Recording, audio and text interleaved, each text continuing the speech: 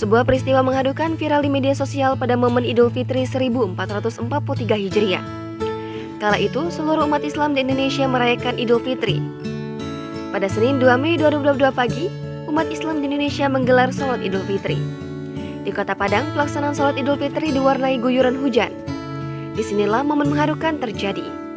Di tengah hujan deras yang mengguyur, terlihat seorang pria yang menembus rintik hujan. Pria tersebut menyita perhatian orang di sekitarnya. Ini karena pria itu berjalan menembus hujan sambil menggendong ibunya. Ia berjalan untuk mencari tempat berteduh. Video itu viral setelah diunggah di sejumlah akun Instagram termasuk @fakta.indo.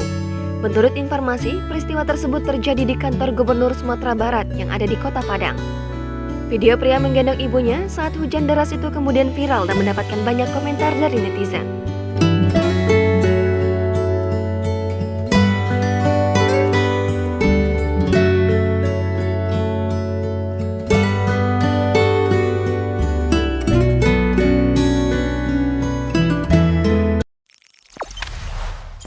Jangan lupa subscribe, share, komen, dan like ya.